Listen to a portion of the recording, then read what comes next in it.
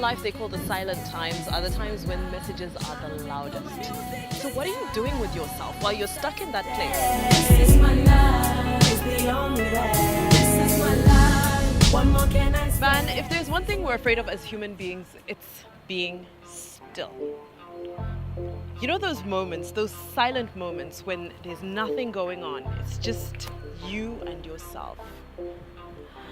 I feel that's our biggest fear, because let me tell you something, we're wired to be in movement, even if it's backward movement, as long as we're busy. Most people are busy moving in the wrong direction, but it's okay, they're not fazed because there's a kick about getting up and going and oh, go, and then what did you do today? Oh, this is what I got off my checklist, you know, check, oh, I did my checklist. Never mind the fact that checklist may not move you forward, but there's almost some sort of novel reward for us. It's a self-reward within us for waking up in the morning, getting dressed, doing things for the day, and coming home in the evening feeling like, oh, I'm tired, so I must have done something with my life today.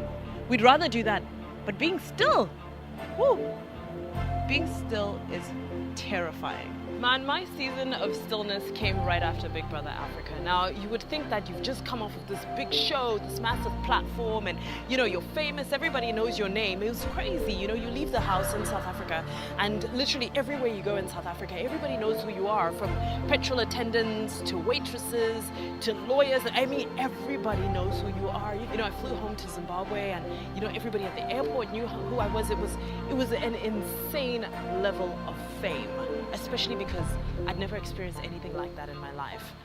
And you know, it was a lot of fanfare all the time, and I remember when the president invited us over to the State House and he held a banquet for me and he gave me cash and everybody wanted me everywhere. You know, your phone is ringing off the hook, you're in high demand and you're saying, no, I don't want to do that. Okay, maybe I'll do that. The world is literally your oyster. And I probably got carried away with it. I got carried away with it because nobody prepares you for the fact that reality television is not a career. Nobody ever prepares you for that.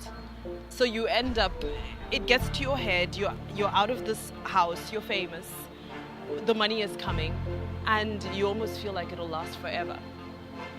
But it doesn't. It doesn't at all.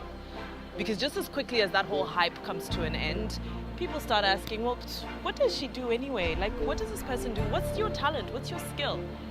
Boy, when things dried up for me, things dried up real good.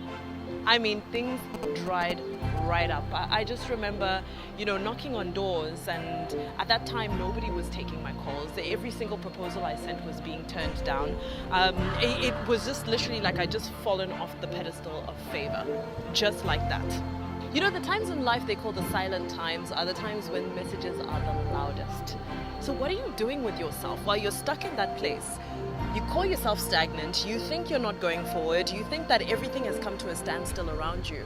But that is literally when the loudest message is happening around you. Are you listening? Are you embracing? Are you learning? Are you strategizing? Because it doesn't last forever. And trust me, the moment that silent moment snaps out of place, you don't want to start moving back. You want to start moving forward. And guess what? When that silent moment, that quiet, still season of your life, some call it the dry season, when it snaps out of place, boo, it catapults you. Stuff you couldn't have done in a year, you all of a sudden do in less than a year, just because you used your quiet, still moments productively.